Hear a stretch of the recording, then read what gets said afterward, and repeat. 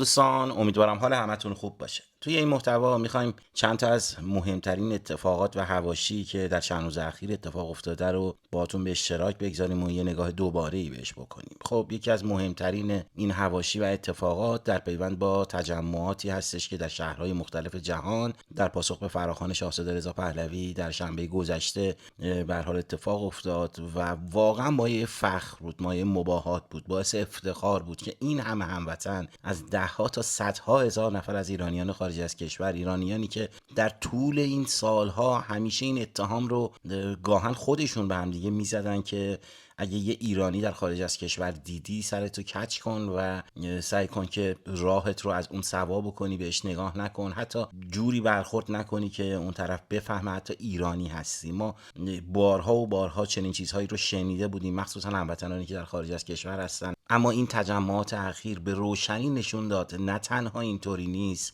بلکه حتی این حرفا رو هم مطمئناً جمهوری اسلامی و عناصر صادراتیش تو کله ملت کرده بودن که ایرانی ها با هم اتحاد ندارن.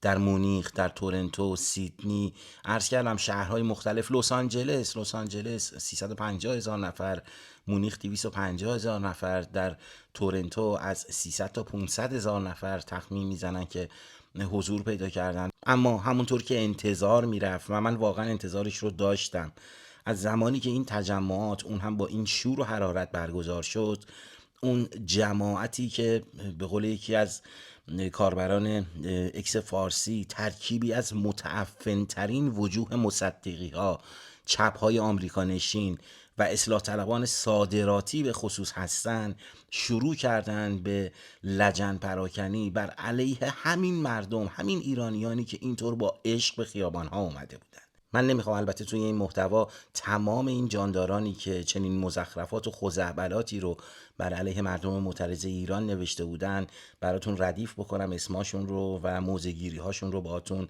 به اشتراک بگذارم. فقط یکی دو نمونه رو به عنوان مشتی نمونه خروار در قدم اول این محتوا میخوام باهاتون به اشتراک بگذارم و بعد به سراغ موارد بعدی بریم. یکی از مهمترین، چرکترین و رقت‌انگیزترین این افراد شادی امین بود. خیلیاتون شادی امین رو میشناسید.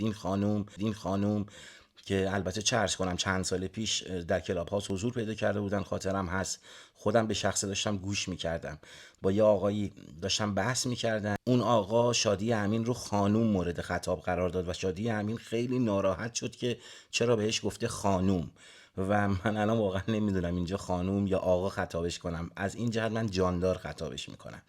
در هر حال این جاندار یکی از اون افرادی بود که از همون دقیقه اول برگزاری این تجمعات، به خصوص در تجمع مونیخ که 250,000 نفر شرکت کرده بودن، سعی کرد که هم در پیوند با این عدد، یعنی عدد 250,000 نفر، تشکیک ایجاد بکنه، هم در مورد افراد، در مورد هموطنانی که توی این تجمع حضور پیدا کرده بودن، سعی کرد که اونها رو یه عده فاشیست طرفدار سلطنت و دیکتاتوری نشون بده.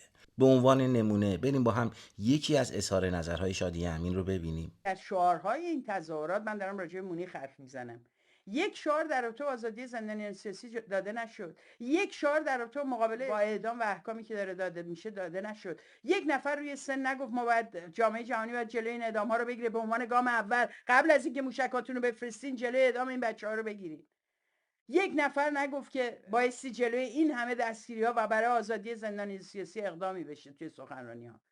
خب این چی رو نشون میده؟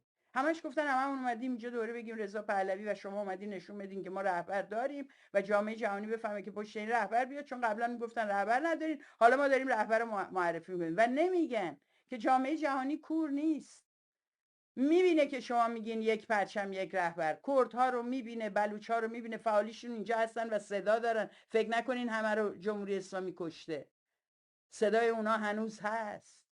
برای همینه که جامعه جهانی میگه این چجوری میخواد اینا رو جمع بکنه با همه اینا که اینا مخالفن و اینا رو دست کم نگیرید. دائم گفتن ما آماده ایم، بیاین بزنین، ما بیاین سر کار و قول میدیم، برنامه هم داریم، کتابچه هم داریم. و این جمعیت نشون میده که مردم منو میخوان، اسم منو تو ایران صدا زدن و انتخاب شدن. این گفتمانیه که داره پیش برده میشه و فقط بگه جاوید شاهین آخرین نبرد پهلوی برمیگرده. به نظر شما این فاجعه نیست؟ این اون پرچمیه که از صبح با 2 جرس ثقیل بلندش کردن. آدم فکر میکرد که جمعیت تا اونجا میرسه. این اون محوطه است که قرار بود پر بشه و میبینید که برای همین هم هست که تصویرها رو فقط از اون جلو نمایش میدن و نه از بالا. این تصویر بالای صحنه است. بله دوستان، شادی امین بود. البته این نکته هم باید اضافه کنم، امثال شادی امین ها از زمانی که اعتراضات انقلابی مردم ایران متولد شد، یعنی انقلاب شیر و خورشید به نوعی متولد شد، در عوض این که در کنار مردم ایران بایستن، حالا اون اصلا تو سرشون بخوره، حداقل لجن پراکنی نکنن بر علیهشون، شروع کردن یه سری واقعا دروغ. عیناً فکر کنید روزنامه کیهان یا خبرگزاری فارس یا تصنیم داره یه گزارشی در مورد مردم ایران و معترضین مینویسه، در مورد مردم انقلابی ایران مینویسه، دقیقاً با همون ادبیات، با همون اتهام زنی ها، با همون نوع نگاه به مردم ایران و آرمان هاشون شروع کردن به یه سری کثافت پخش کردن، شروع کردن به یه سری دروغ پخش کردن، پا بذاره روی صورت هموطنان به خون نشستش. و متاسفانه شادی امین و امثال شادی امین ها توی این چند هفته اخیر به خصوص کم از این کارها نکردن. دیروز در کنار 10 تظاهرات، یک تظاهرات در بروکسل بود.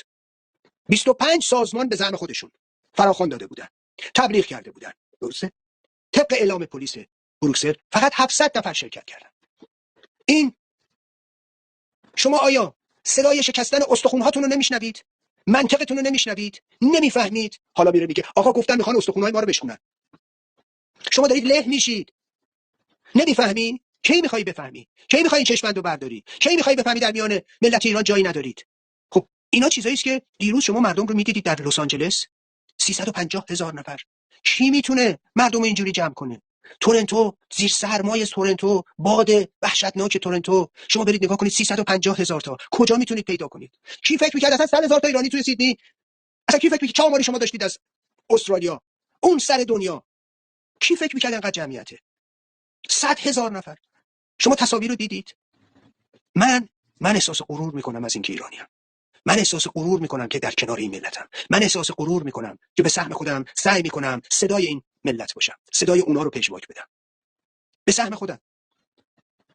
من سرم بلنده. من افتخار میکنم که در این لحظه تاریخی در جای درست تاریخ ایستادم، در کنار شاهزاده رضا پهلوی، نه پشت سر شاهزاده رضا پهلوی. من در کنار او نیستم، من پشت سر او. و او امروز هست که بر دلها حکومت میکنه و نه من. من نمیتونم بگم من در کنارم. من باید این واقعیت رو بپذیرم و افتخار میکنم که میپذیرم. به من تحمیل نشده، با علم و آگاهی پذیرفتمش، با تمام وجودم قبولش دارم. از بودن در صف او، در پشت سر او، به خودم میبالم، به ایرانم میبالم که چنین رهبری رو در خودش پرورونده. شاهزاده رضا پهلوی از آسمون نیومده، از دل این ملت اومده، از دل تجربیات شکست خورده این ملت اومده و شاهزاده رضا پهلوی ایران رو نمایندگی میکنه و ایران فریادش میزنه. اما یکی دیگه از این جانداران بی‌هویت، جانداران مشمئز کننده، یکی از رقت‌انگیزترین این افراد، من دنبال کلماتی میگردم که شأن این محتوا حفظ بشه، وگرنه خیلی دوست داشتم که راحت‌تر این آقایون و خانم ها رو مورد خطاب قرار بدم. در هر حال عبدالرضا داوری یکی از این جانداران هست. ایشون هم دقیقاً شمشیر رو رو بست از زمانی که این اعتراضات انقلابی شکل گرفت و هر کاری که از دستش برمی اومد بر علیه این مردم کرد. از اینکه اونها رو تروریست بخونه، از اینکه به جمهوری اسلامی حق بده، تکرار میکنم، حق بده به جمهوری اسلامی که مردم معترض رو در خیابانها به گلوله و رگبار ببندن. دقیقاً چنین توییتایی رو ایشون نوشته. در پیوند با همین تجمعات هم این رویش رو ادامه داده. یکی از آخرین توییت ها و دستنوشته های ایشون رو ملاحظه میکنید. من نمیخوام تمام این رشته توییت رو باهاتون به اشتراک بگذارم و گفتم انقدر خزعبل هستش که وقت من و شما خیلی بیشتر از اینها ارزش داره. فقط میخوام یه چند تا نکته اصلیش رو بهتون نشون بدم تا بیشتر متوجه بشید که با چه جانداران بی‌هویتی طرف هستید. ایشون نوشته 99% ایرانیان در اروپا به رضا پهلوی یک نه بزرگ گفتند. در 25/11/1404 تجمع حامیان پهلوی در میدان ترزینویزه مونیخ برگزار شد. مساحت قابل تجمع میدان 4.2 هکتار است که نیمی از آن به مساحت 2.8 هکتار توسط حامیان رضا پهلوی با تراکم 1.3 نفر در متر مربع اشغال شده. در ادامه این نتیجه رو گرفته، نتیجه‌ای که باور کردنی واقعا نیست که یه آدم میتونه انقدر مزخرف بگه. گفته جمعیت تجمع حامیان رضا پهلوی در مونیخ به میزان، یعنی اینطور نتیجه گیری کرده از این اعداد، به میزان 27150 نفر برآورد می شود که با تصاویر هوایی از تجمع و ظرفیت محل تجمع کاملا همخوانی دارد. یعنی واقعا باور کردنی نیست دوستان، واقعا باور کردنی نیست یه آدم میتونه اینطور مزخرف بگه، اینطور دروغ بگه. تصورش رو بکنید، یه آدمی که کمترین بهره هوشی رو داره، یه آدم کاملا نرمال، اگه تصاویر تجمع مونیخ رو ببینه، فیلم های متعددی که از این تجمع منتشر شده رو ببینه، خیلی راحت متوجه میشه که حداقل این تجمع بیشتر از 27000 نفری هستش که عبدالرضا داوری اینجور تاکید داره که این تعداد آدم تو شرکت کرده بودن. خیلی راحت متوجه میشه و این بدون هیچ خجالتی میاد این خزعبلات رو مینویسه. من واقعا نمیدونم، اتهام نمیخوام بزنم، ولی اگه واقعا بابت نوشتن این خزعبلات فاکتور میکنه عبدالرضا داوری این مزخرفات رو برای نهادهای امنیتی که بهش سفارش دادن، باید گفت خاک تو سر اون نهادهای امنیتی که چنین فریب میخورن، هر عددی رو دارن به خوردشون میدن.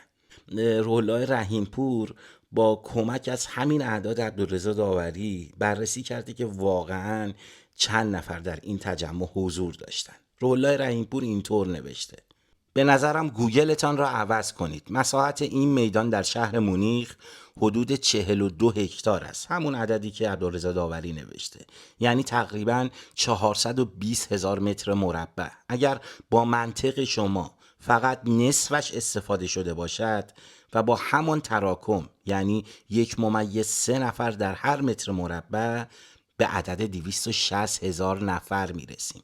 یعنی همون اعدادی که خود عبدالرضا داوری آورده. من نمیدونم، واقعا فکر کرده مخاطبانش دور از جون پشت گوشاشون مخملیه یا سواد این رو ندارن که یه ضرب و تقسیم و جمع ساده رو بزنن. بابت همین خیلی راحت اومده گفته 27,000 نفر و اصلا هم فکر نکرده. به هر حال افرادی هستن مثل روح الله رحیمپور میرن این جمع و تقسیم رو انجام میدن و به راحتی دروغش رو در میارن، ولی خب این آدما خجالت که نمیکشن و اصلا هم براشون مهم نیست، واقعا براشون مهم نیست و میان این خزعبلات رو مینویسن. در هر حال با توجه به همون اعداد عرض کردم، روح الله رحیمپور به عدد 260,000 نفری رسیده که تقریبا شبیه همون عددی هستش که پلیس مونیخ رسما اعلام کرده 250,000 نفر در این تجمع مونیخ شرکت کرده بودن. البته عرض کردم عبدالرضا داوری از زمانی که انقلاب شیر و خورشید متولد شده متاسفانه مواضعی رو گرفته که فقط دشمنان ملت ایران میتونن چنین حرفایی رو بزنن. کسی که به پلیس شلیک میکند محارب است و حکم محارب مرگ است. کسی که به دنبال حمله خارجی است عامل دشمن است و حکم او مرگ است. کسی که با رضا پهلوی همراهی میکند عامل صهیونیسم است و حکم او مرگ است. کسی که برای براندازی حکومت اسلامی اقدام میکند باغی است و حکم باغی مرگ است. بله دوستان، توییت عبدالرضا داوری بود. به راحتی حکم مرگ هموطنانمون رو صادر میکنه، تنها به این دلیل که همراهی میکنه با شاهزاده رضا پهلوی، تنها به این دلیل که به زعم ایشون اعتقاد داره که حمله خارجی راه نجات ایرانه. فقط به این دلیل از نظر عبدالرضا داوری این آدم مستحق مرگه، مستحق کشته شدنه، مستحق از بین رفتنه. و جالب اینه امثال شادی امین‌ها که ادعا میکنن دشمن جمهوری اسلامی هستن، اپوزیسیون قدیمی جمهوری اسلامی هستن، دقیقاً دارن حرفایی میزنن که خروجیش رو در همین توییت های امثال عبدالرضا داوری به روشنی میبینیم و در کنار هم ایستادن. و باز میبینیم شاهد تحقق یه اتفاق شوم تاریخی هستیم، یعنی اتحاد ارتجاع سرخ و سیاه. شادی امین‌ها در کنار عبدالرضا داوری‌ها برای سرکوب خواست آزادی خواهانه مردم ملی گرای ایران. آقای سعید قاسمی نژاد، من از نزدیک میشناسم آقای سعید قاسمی نژاد، دانشجوی ما بود در دانشکده فنی دانشگاه تهران. ایشون هم بازداشت شد، رفت پیش در واقع در بند 209 وزارت اطلاعات، اونجا توبه نامه نوشت، آمد بیرون مصاحبه کرد، قول همکاری داد و همکاری هم میکرد. یعنی تا زمانی که در ایران بود ایشون با وزارت اطلاعات همکاری میکرد، هم آقای سعید قاسمی نژاد هم آقای امیرحسین اعتمادی، هر دو. و بعد ایشون هم ناگهان شد جزو توریسین های آقای پهلوی. و جالب این دو چهره جزو همون افرادی هستن که اتفاقا دارن علیه بخشای مختلف اپوزیسیون اقدام میکنن، یعنی اون شکاف افکنی ها رو اتفاقا این دو نفر جزو نیروهای مولد اون شکاف ها هستن. حالا من نمیدونم واقعا الان هم اینها بر اساس یک برنامه و هماهنگی با داخل دارن این کار رو میکنن یا نه جنبندی خودشونه، من واقعا این رو خبر اطلاعی ندارم. اما به هر حال اینها تا زمانی که در ایران بودن با دستگاه امنیتی جمهوری اسلامی همکاری میکرد. اما دوستان، نکته دوم در مورد تصویری هست که در حین صحبت‌های بنده ملاحظه می‌کنید. تصویر مسعود پزشکیان در کنار اصلاح طلبانی که در این 2-3 هفته اخیر به خصوص کشتار مردم ایران رو توجیه کردند و حمایت کردند از حاکمیت بابت این جنایتی که انجام داده. محمد رضا جلایی پور، ماشاءالله شمس الواعظین و کتوله فیلسوف نمایی به نام بیژن عبدالکریمی، اینها نشستن جلوی مسعود پزشکیان. خب میدونید که 40م جاویدنامان و کشته شدگان انقلاب شیر و خورشید هست. این روزها در اقصی نقاط ایران مراسم 40 توسط خانواده ها و عزیزانشون برگزار میشه و این جماعت، یعنی کسانی که خودشون این جنایت و فاجعه رو به وجود آوردن، الان در مقام مدعی ظاهر شدن، مدعی العموم ظاهر شدن و با کمک عناصر بی‌آبرویی مثل همین شمس الواعظین، مثل جلایی پور، مثل همین عبدالکریمی به دنبال تطهیر جنایت جمهوری اسلامی هستن. مثل اینکه قرار این 3 نفر روبروی مسعود پزشکیان بنشینن و در پیوند با عرض کردم اتفاقات تلخ اخیر از ایشون سوال بپرسن. ایشون هم در مقام مدعی العموم، در مقام دادخواه، خونخواه بچه‌های کشته شده صحبت بکنه و عرض کردم کاملا موضوع رو بخوان برگردونن و به نفع خودشون تموم بکنن. در هر حال در پیوند با همین موضوع خیلی از کاربران به خصوص خانواده های جاویدنامان واکنش نشون دادن. این جماعت با کمال وقاحت آدم کشتن و بعد قاتل نشسته و میخواد ماتم مردم رو هم مصادره کنه. این طرح شورای رسانه‌ای پزشکیان هست و به همین تصویر و به همین مصاحبه کذایی اشاره کرده آقای فرج سرکویی.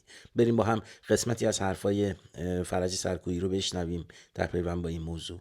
اینا میخوان تو مصلا مراسم برگزار کنن، بزرگ داشته 3000 یه رقمی هم گفتن 3000 خورده ای، حالا 3700 نمیدونم چقدر. 3117 نفر.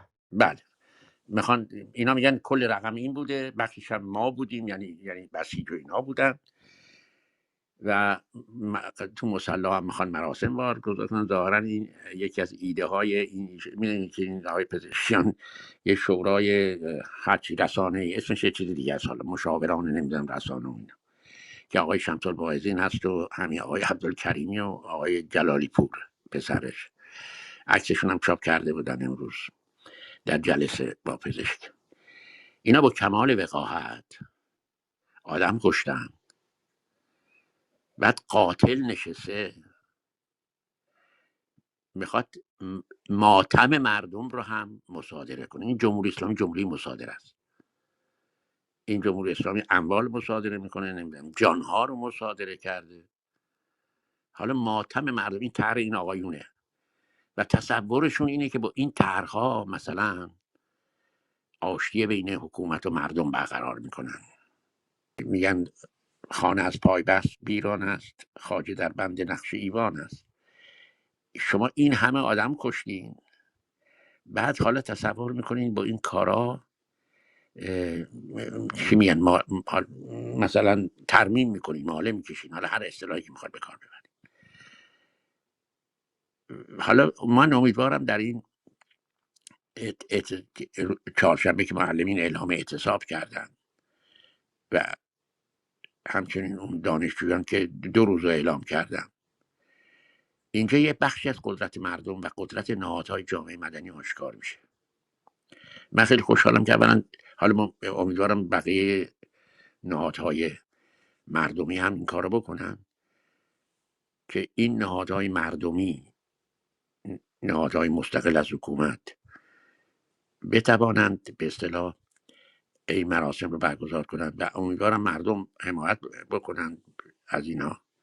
واقعا زبون انسان در برابر چنین وقاحت کم نظیری، یا بهتر بگم چنین وقاحت بی نظیری بند میاد و هیچی نداره بگه. وقتی جنایتکار در مقام خونخواه و دادخواه می نشینه و سعی میکنه که تطهیر بکنه با کمک افرادی مثل همین جلایی پورها که یک عمر شعار حمایت از مردم دادن، یک عمر شعار اصلاح طلبانه دادن، و الان میبینیم که وقتی جای سفت میرسه، وقتی پای منافع و حیات جمهوری اسلامی به میون میاد، میبینیم که بدون هیچ خجالتی، بدون هیچ شرمی در کنار جانی می ایستن، باهاش عکس میگیرن و عرض کردم تطهیرش میکنن. همین هفته گذشته بود دوستان، در پیوند با همین جلایی پورها خبری در فضای مجازی منتشر شد که واقعا باعث حیرت بود. خبر چی بود؟ این محمد رضا جلایی پور پسر که تصویرش رو دارید ملاحظه میکنید، پدری داره به نام حمید رضا جلایی پور که خیلی از دوستان میشناسن، از اصلاح طلبان حکومتی بسیار شناخته شده.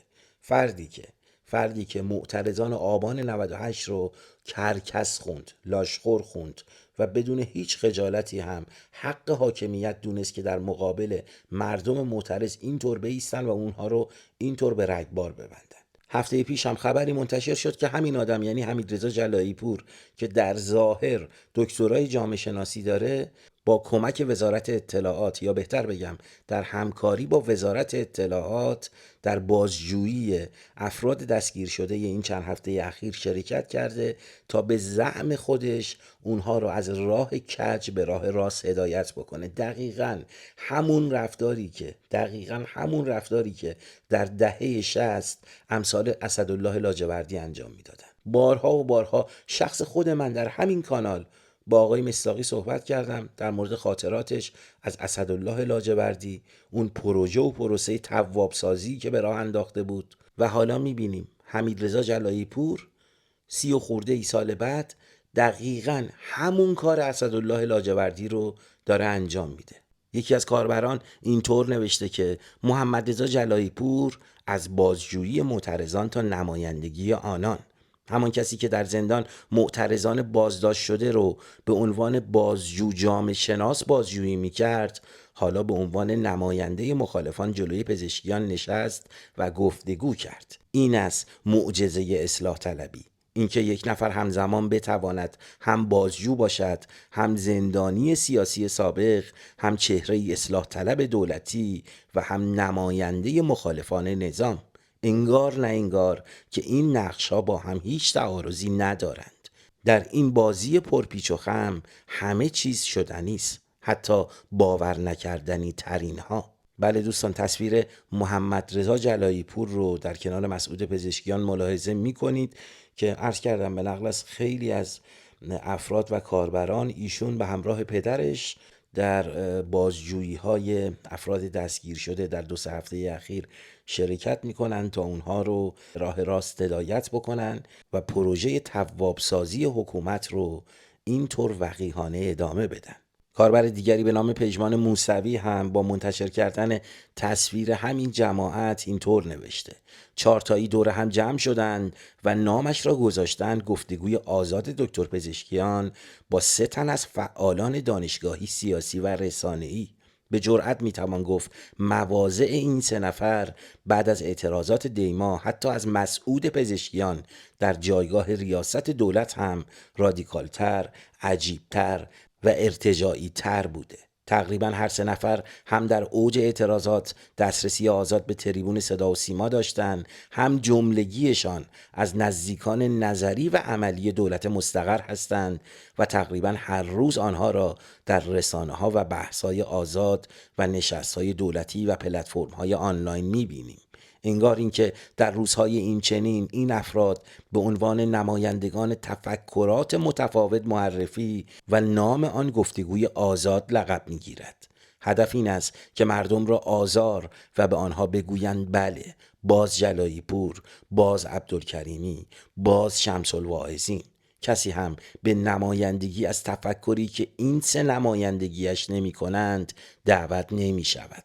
تا جونتون دراد. ابتذال شر.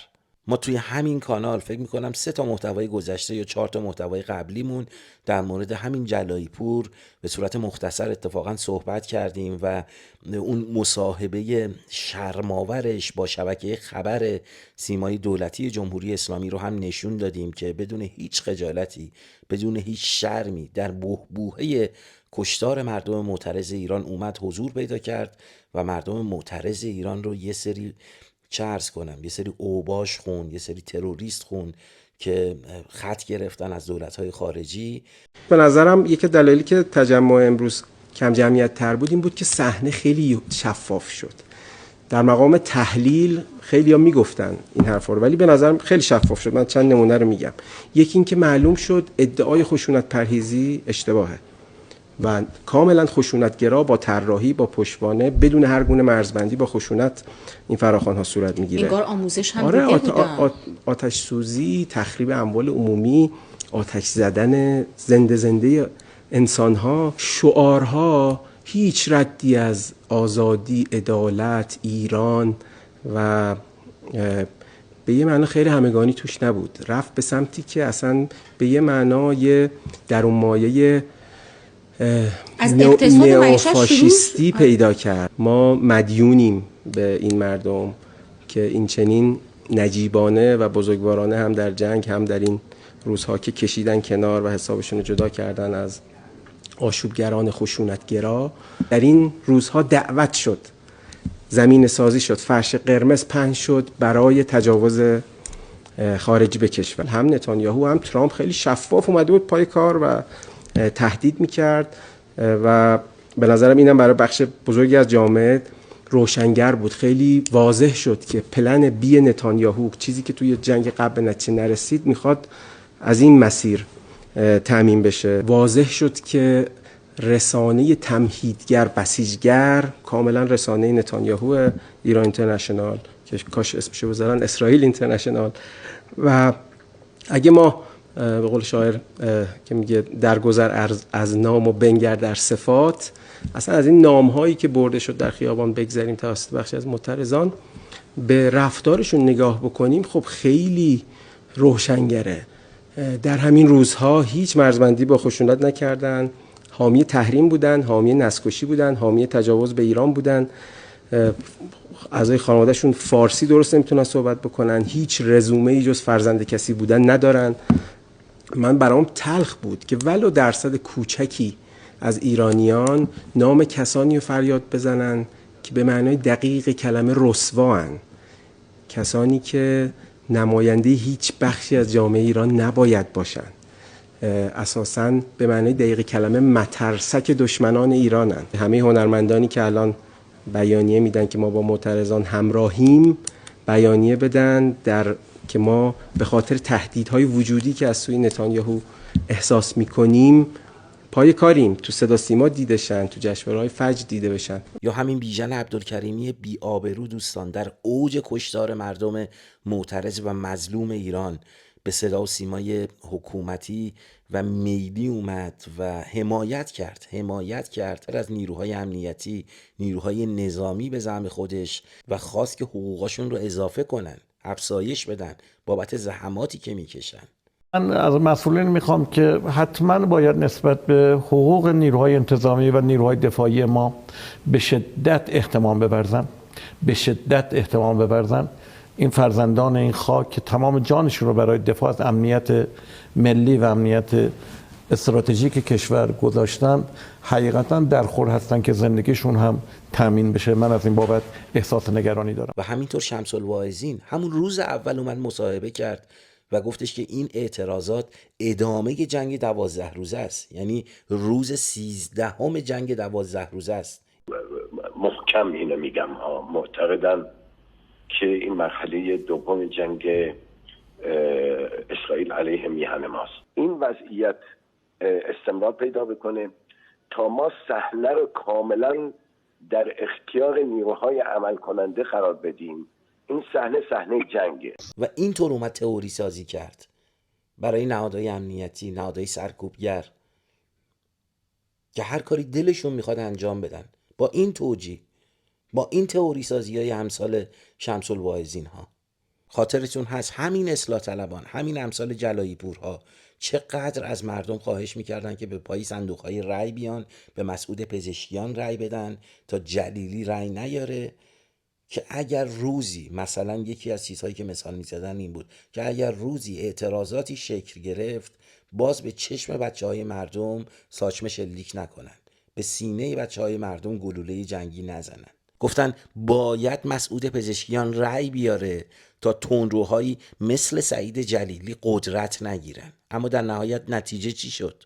مردم توی خیابونها از طرف همین جماعت اصلاح طلب که در قدرت حضور دارن به گلوله بسته شدن. سخنگوی دولت همین مسعود پزشکیان یعنی مهاجرانی اومد اعلام کرد که حق مردم برای اعتراض و ناراحتی از وضعیت اقتصادی رو به رسمیت میشناسه، اما همون مردمی که حق اعتراض داشتن با شلیک مستقیم گلوله، بازداشت‌های گسترده و سرکوب عجیب و غریب پاسخ گرفتن. این دولت در بازداشت‌ها شریک دوستان، در فشار بر خانواده ها شریکه، در کشتار تک تک این بچه هایی که در کهریزک دیدید، در کشتار تک تک اونها شریکه، در فشار بر خانواده هاشون هم شریکه، در مطالبه پول گلوله از خانواده های داغدار هم شریکه، در تهدید مادران و پدرانی که هنوز نمیدونن فرزندشون کجاست، جگرگوششون کجاست شریکه.